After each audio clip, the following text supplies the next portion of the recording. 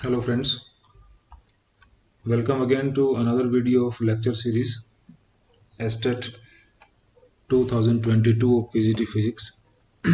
तो next question जो इसमें हमारे पास है क्वेश्चन नंबर 107। स्टेटमेंट दिया है we have two statements are given below in context to intensities of spectral line. Concept बता दिया इसने अपने आप पहले ही, इंटेंसिटी ऑफ स्पेक्ट्रल लाइन का कंसेप्ट है। The spectral line is maximum intense for which the change in the value of L and J, ये है टोटल एंगुलर मोमेंटम। ठीक है, ये टोटल जो वैल्यू आएगा आपके पास J में आएगा, और जैसे L और S होते हैं ऑर्बिटल एंगुलर मोमेंटम, ये आपके पास होगा L, और स्पिन एंगुलर मोमेंटम होता है एक वैल्यू, उसका भी हम डिटेल कभी करेंगे। तो कहता है कि जो मैक्सिमम वैल्यू ऑफ L और J होगा उनके लिए जो इंटेंस लाइन आएंगी वो मैक्सिमम इंटेंस आएंगी स्पेक्ट्रल लाइन। दूसरा ये लिखता है if the change in the value of L and J are same for more than one spectral line, then that spectral line is most intense for which the transition take place from higher value of J। ये दो statement का आपने justification करना है। तो पहले तो आप ये समझ लो कि इस तरह का जो क्वेश्चन होता है उसमें रूल क्या एप्लीकेबल है। ठीक है बेटा, रूल इसमें एप्लीकेबल है, सिलेक्शन रूल बोलते हैं इनको हम, they are known as selection rules. ठीक है, selection rules for the transitions, जिनमें सबसे पहला रूल क्या है, डेल्टा एस जो है दैट शुड बी जीरो। ठीक है, यानी S1 S2 दो वैल्यू होंगे, उनका डिफरेंस हमारे पास जीरो होना चाहिए, तो ट्रांजिशन आपके पास अलाउड होती है। सेकंड जो है ये हो गया आपके पास स्पिन एंगुलर मोमेंटम का। ऑर्बिटल वैल्यू जो है डेल्टा एल, उसके लिए रूल है बेटा आपके पास कि डेल्टा एल जीरो हो सकता है या delta L plus minus one हो सकता है। बट इसमें एक चीज स्पेशली आपको ध्यान रखना है, वो ये कि जीरो टू जीरो ट्रांजिशन जो है वो अलाउड नहीं है, दैट इज नॉट अलाउड। ठीक है, otherwise one two one allowed है, उसमें जीरो आ जाएगा, कोई दिक्कत नहीं है। टू टू टू अलाउड है, उसमें जीरो है, कोई दिक्कत नहीं है। प्लस माइनस वन तो अलाउड है ही है, but zero to zero allowed नहीं है। इसी तरीके से डेल्टा जे जो है वो भी जीरो और प्लस माइनस वन अलाउड है, बट इसमें भी एक रूल आपको याद रखना है, इसमें भी आप जीरो टू जीरो जो है उसको आप अलाउड नहीं करते। ठीक है, तो ये रूल हमारे पास आ गए।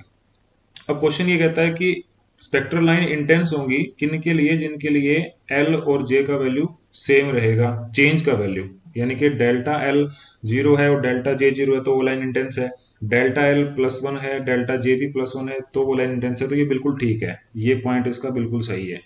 सेकंड पॉइंट क्या बोलता है, if the change in the L और J are same for spectral line, then for more than spectral line, यानी कि एक से ज्यादा स्पेक्ट्रल लाइन के लिए एल और जे का चेंज सेम आ जाए। अगर जैसे मान लो जीरो भी आ जाए, और हो सकता है पॉसिबल, सपोज करो आप वन टू वन जा रहे हैं तो जीरो आ गया। ठीक है, आप टू टू टू जा रहे हैं तो भी जीरो आ गया। बट फिर कहता है कि उस दोनों के अंदर मोस्ट इंटेंस कौन सा होगा, जिनके अंदर आपके पास जो हायर वैल्यू ऑफ जे आएगा वो मोस्ट इंटेंस होगा। ये भी ठीक है, ये रूल बिल्कुल सही है। तो हमारा आंसर में क्या देना है कि जो स्टेटमेंट दे रखी है उनमें आपको पहचानना है कि कौन सा आंसर ठीक होगा। तो क्योंकि दोनों स्टेटमेंट ही ठीक है तो ऑटोमेटिक आपको ऑप्शन नंबर वन सही हो जाएगा। ठीक है, तो क्वेश्चन नंबर 107 का बेटा आंसर हमारा क्या आएगा, ऑप्शन नंबर वन। रूल क्या लगा इस पे, सिलेक्शन रूल ऑफ ट्रांजिशन का, स्पेक्ट्रल लाइंस का। चलो नेक्स्ट क्वेश्चन पे आ जाओ।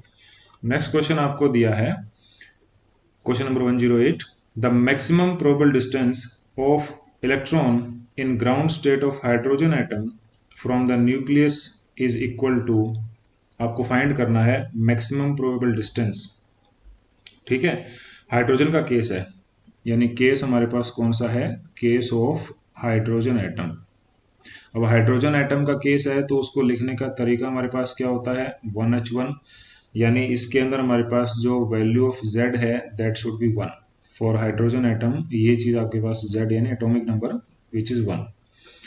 तो मैक्सिमम प्रोबेबल डिस्टेंस निकालने के लिए हम लोग अप्रोच करते हैं, अब क्योंकि हाइड्रोजन के अंदर एक ही इलेक्ट्रॉन है तो इसको न्यूक्लियस कंसिडर करेंगे, जो सेंटर में मैंने ब्लैक बनाया है, और जो ये रेड कलर का बाउंड्री दिया है ये उसका हो गया फर्स्ट ऑर्बिटल। ठीक है, और क्योंकि हाइड्रोजन है तो n इजिकल टू 1 होगा यहाँ पर, और इलेक्ट्रॉन जो है यही होगा, और इसके अबाउट ये इलेक्ट्रॉन जो है वो रिवोल्यूशन करता रहेगा। तो ये जो डिस्टेंस है ठीक है, क्योंकि ये इलेक्ट्रॉन इस सिस्टम को छोड़कर तो जाएगा नहीं। और ये जो डिस्टेंस है, ये कौन सा डिस्टेंस है, ये फर्स्ट ऑर्बिट का रेडियस है, यानी बोहर ने जो कंसिडरेशन दिया था उसके अकॉर्डिंग। तो इसका वैल्यू हमारे पास क्या होता है, ए नॉट होता है। अब ये पूछ रहा है कि हाइड्रोजन के केस में मैक्सिमम प्रोबेबल डिस्टेंस क्या हो सकता है इलेक्ट्रॉन का। तो इलेक्ट्रॉन अगर इसको छोड़कर चला जाएगा तो एटम हमारा रहेगा नहीं, इलेक्ट्रॉन ये छोड़कर जा नहीं सकता, तो और कोई सेल भी नहीं पर्टिकुलर बना हुआ। तो ये जो डिस्टेंस है मैक्सिमम प्रोबेबल इस केस के लिए, because z is equal to 1, ये आपके पास फिर कितना आएगा, ये उतना ही आ जाएगा जितना इसका बोहर रेडियस है। तो इस क्वेश्चन का आंसर बड़ा इजी सा है, r is equal to a naught ही हमारा रिजल्ट होगा। ठीक है, तो ऑप्शन नंबर 3 इसका आंसर होगा।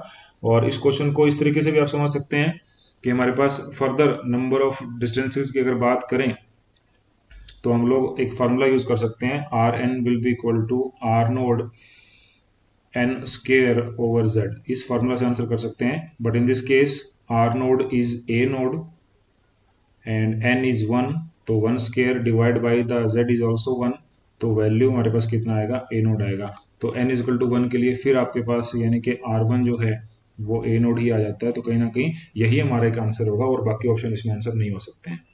ठीक है, तो इस तरीके से क्वेश्चन नंबर 108 को आप सोल्व कर लेंगे। नेक्स्ट क्वेश्चन है बेटा हमारा क्वेश्चन नंबर 109।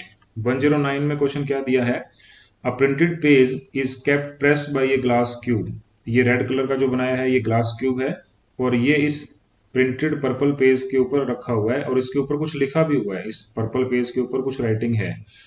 ओके, ग्लास जो है उसका रिफ्रैक्टिव इंडेक्स कितना है, it is given by this value 1.5। ठीक है, और इसका जो एज है वो कितना है, यानी यहां से लेकर इस पॉइंट से लेकर यहां तक का जो डिस्टेंस है ये कितना है, दिस इज 9 सेंटीमीटर, ये आपको गिवन है। ठीक है, ये डिस्टेंस आपको गिवन है, यहां से यहां का टोटल डिस्टेंस कितना है, 9 सेंटीमीटर। अब क्या पूछता है, by what amount will the printed letter appear to be shifted when viewed from the top. यानी हम लोग यहां से देखें, ठीक है, आई व्यू अगर हमारा यहां बनाए तो इस पॉइंट से देखते समय आपको ये जो लिखा हुआ है इस पेज के ऊपर ये कितना ऊपर उठा हुआ दिखेगा। ठीक है, इस चीज का हमने कैलकुलेशन करना है। बड़ा इजी सा क्वेश्चन है, कंसेप्ट बड़ा सिंपल है। अच्छा, म्यू आपको ग्लास का दे दिया, ये हमारा क्या है, ग्लास है। ओके, तो म्यू ग्लास का हमारे पास गिवन है, इसको लेट कर लेते हैं म्यू 1, दैट इज 1.5। और क्योंकि इसके सराउंडिंग में एयर है तो म्यू 2 एयर का कंसिडर कर लेते हैं, वो हमारे पास 1 होता है, that should be of air. Okay, अब जो डिस्टेंस है, थिकनेस जिसको हम बोल रहे हैं, वो हमें दे रखा है, कितना है, दिस इज 9 सेंटीमीटर।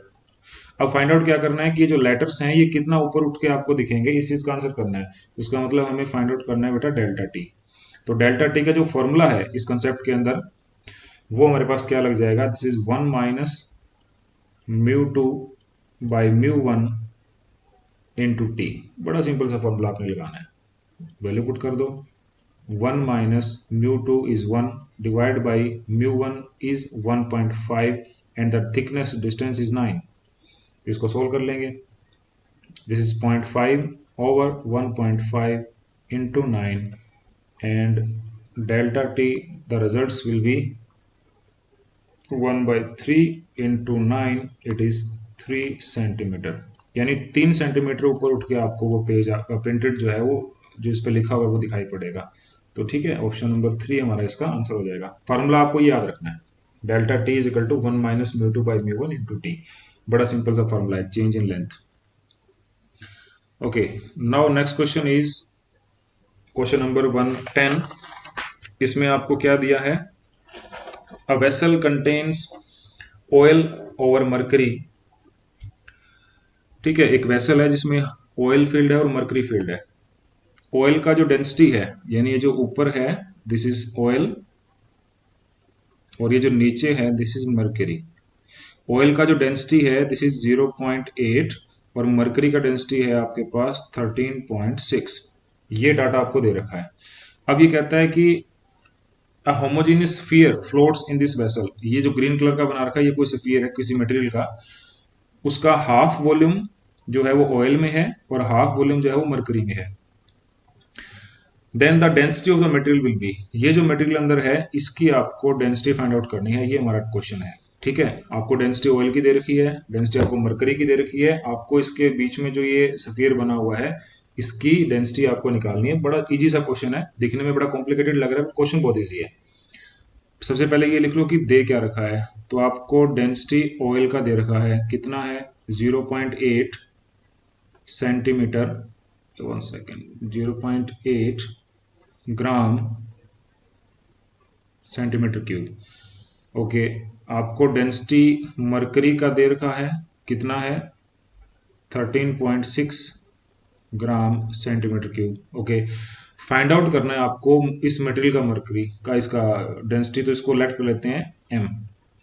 ठीक है, अब फार्मूला क्या लगाना है, इतना इजी कंसेप्ट है। आप देखो, हमें पता है वेट जो है वो mass m into G, W is equal to M into G होता है, ये सबको पता है, ये बड़ा इजी सा पॉइंट है। इसी को हम लोग अपना बेस बनाएंगे। ठीक है, अब इस मटेरियल की वॉल्यूम लेट कर लेते हैं कि हमारे पास इस सफियर का वॉल्यूम जो है, लेट V be the volume of sphere.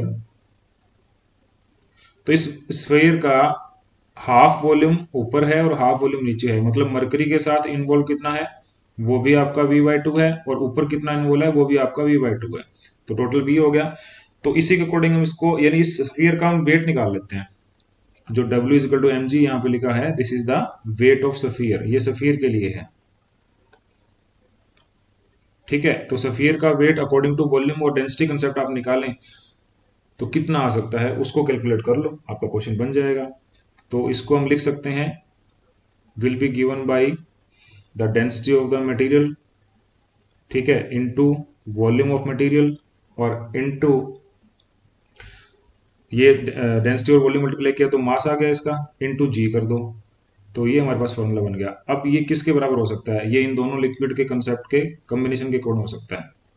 तो delta M into V into G लिख सकते हैं आप, हाफ वॉल्यूम ऊपर इन्वॉल्व है तो इसका मतलब है उसकी डेंसिटी, यानी density of oil, into volume कितना इन्वॉल्व है ऊपर, वॉल्यूम V/2 है, और इसके साथ में आपने मल्टीप्लाई करना है जी को, जी तो सब में कॉमन रहेगा, चलो ठीक है, प्लस नीचे वाला इन्वॉल्व किसके अंदर है, मरकरी के अंदर, तो डेंसिटी ऑफ मरकरी के साथ में वॉल्यूम कितना इन्वॉल्व है वो लिख दिया, और उसके साथ भी जी आएगा, तो ये यहाँ से V और G जो है वो इन सभी के अंदर कैंसिल हो जाएंगे।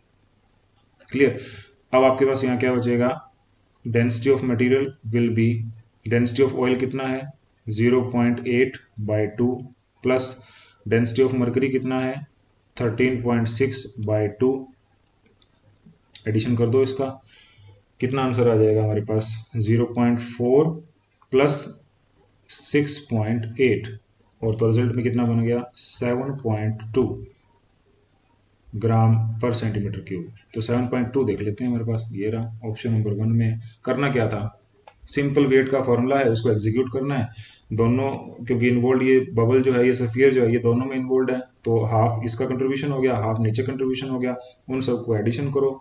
V और G क्योंकि कांस्टेंट है, वॉल्यूम नहीं चेंज होता, G का वैल्यू है वो चेंज नहीं होता, तो ये सारा आंसर पुट करके हमारा रिजल्ट आ जाएगा। तो इस तरीके से आप इस क्वेश्चन को ईजिली बना सकते हैं। ठीक है बेटा, तो नेक्स्ट वीडियो में मिलते हैं, और अपने दोस्तों से इसको शेयर करें। Thank you.